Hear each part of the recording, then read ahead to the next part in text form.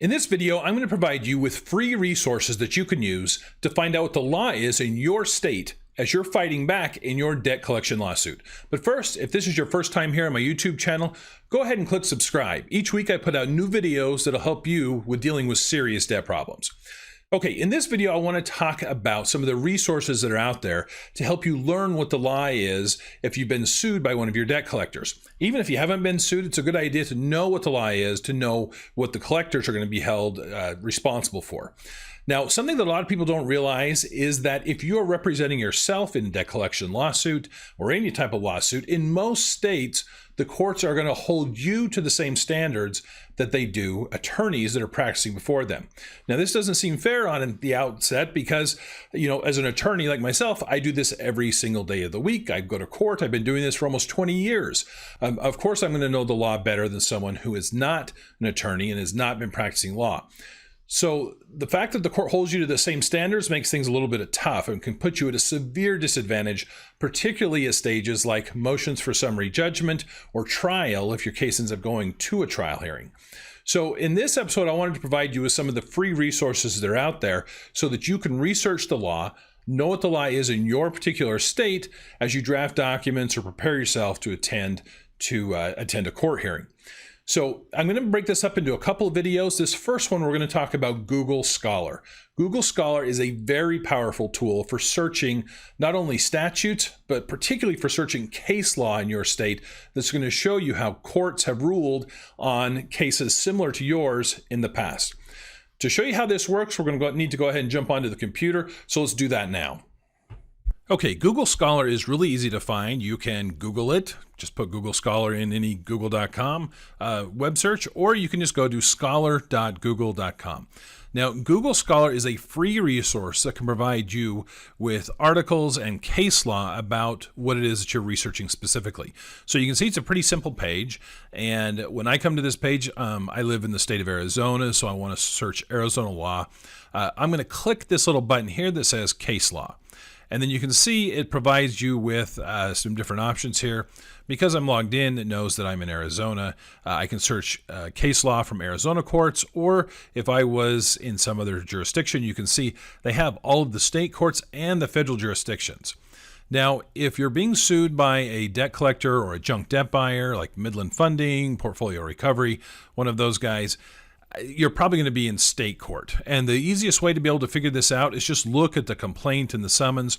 And at the very top in the center, you're going to see the name of the court.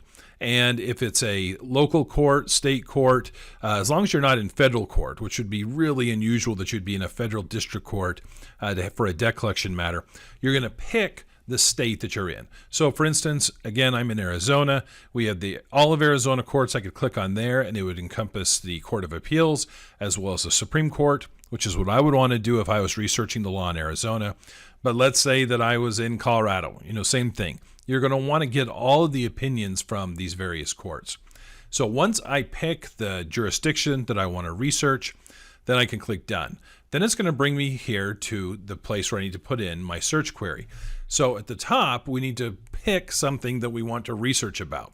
So one thing that I recommend, because there are so many debt collection lawsuits filed, particularly by junk debt buyers, I will often search with the name of that debt buyer that had filed the lawsuit against you, as well as the topic that you're trying to learn more about.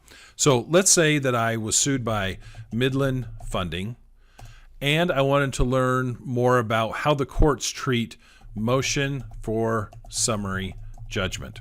That's a pretty common tactic by a debt buyer is after you file your answer, they're going to hit you with a motion for summary judgment. So then you go ahead and click search, and you're going to see that it provides me with the different case law. And case law, I should back up a bit. Case law is written opinions on how courts have treated similar legal issues that you're facing in the past.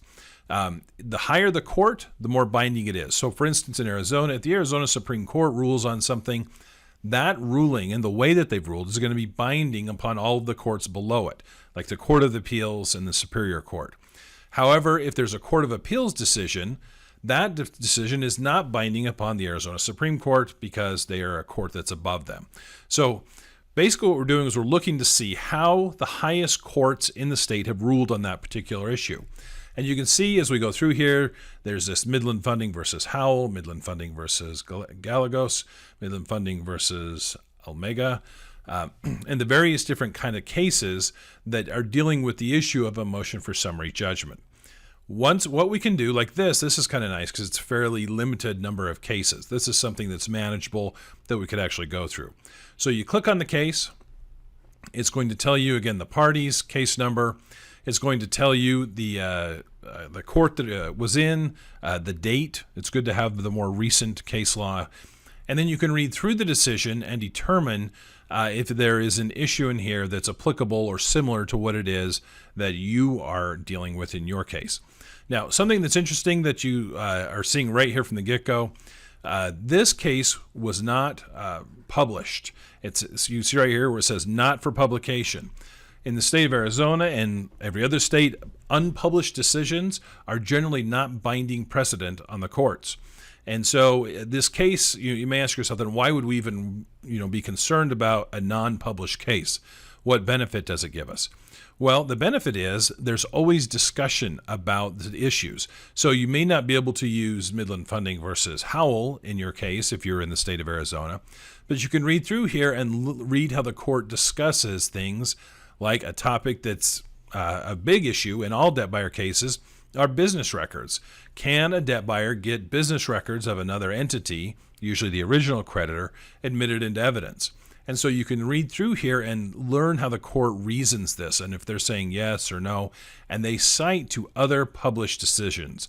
They're rarely going to cite to an unpublished decision, almost if ever. So you can go through here and read how the courts evaluate the issue, and then you can research those other cases. And anything that's hyperlinked, you can click on that and it will take you there. So like if I wanted to read this McCurdy case, I would click on that and it takes me right to it, and I can read how the courts, how they applied the law in that area. So I believe, and then you can also search through the various years over here on the left-hand side. It allows you to pick if you want something really, really recent. But you can click through there and it can actually give you a lot of information. So like, for instance, this Mertola versus Santos, this was a big case here recently in the state of Arizona dealing with the statute of limitations on credit cards. And so this case, you can see it doesn't have that not for publication language. So we know this is a published opinion of the court. This is binding. It says opinion right there at the top. And things like this are great because they, like this case, like I said, it talks about credit cards and the statute of limitations. You can go through there and there's a ton of good information as far as how the court's going to treat that. So you can read what the law is in this published opinion and apply that to the facts of your case and determine whether it's applicable or if it's beneficial to you. So that's how you use Google Scholar in trying to find different cases and things that can help you as you're trying to respond to a motion for summary judgment or some other written brief that you may have to prepare. That's what becomes the hard part in all of this is they will come and hit you with a motion for summary judgment, and you've got to reply with substantive law. You can't just be responding like you did in the answer where you're admitting or denying. You've got to actually come in and provide a legal basis for what it is that you're doing. Now, the nice thing too about Google Scholar is you can save your research. So if you have a Google account, a Gmail account, you can log in, like you can see mine up here on the right-hand side. And if you click on My Library, you can actually save things by different topic. And you can see here that these are all the articles in my library that have to deal with debt collection and different things that I've studied. So this is a great free resource that you can use. And I say free because legal research, case law like this, in times past, it was really expensive to be able to do it. Through Westlaw or Lexis, that was a big fee generator for lawyers in law offices. They would generate thousands of dollars of fees that they would pass on to clients because they were so expensive. But Google has made this free. One little caveat, one little asterisk to all this that Google does not do is they don't tell you if it's still good law. And so it's possible that you could get a case that you found that you feel like is directly on point, is going to be really helpful to you, that may not be good law because there was a case after it that overruled it. So you've got to be a little bit careful, and you've got to be pretty thorough on what it is that you're reading. But this can be a great starting place to determine if you have the legal basis to be able to defeat the junk debt buyers lawsuit. So Google Scholar is a very powerful tool in helping you with your online legal research. It's vital that you put in the legwork if you want to have any chance of really defeating the junk debt buyer that you're being sued by. This is the downside to representing yourself, is this is going to take some time. It can actually kind of take over your life, and that's why a lot of people come and hire attorneys like me to represent them, because it can become very time intensive as far as doing all this research. But the good news is that the information is available. Google Scholar is a great place to start. You're going to get a lot of information. You can do it specific to your state, because surprisingly to a lot of people, even though these cases are very similar from jurisdiction to jurisdiction, the courts rule differently. In Arizona is a very creditor-friendly state, as opposed to some of the other states out there that are very consumer-friendly, or they interpret the law at least that's more beneficial to consumers. So go ahead and check that out. Let me know in the comments if it's something that's beneficial to you, or if you have some other tips or tricks related to Google Scholar that can help people out. Again, go ahead and subscribe if you haven't already to the channel. Every week I put out new videos that are going to help you to deal with things like debt collection lawsuits, bankruptcy, and other serious debt problems. Thanks for watching today.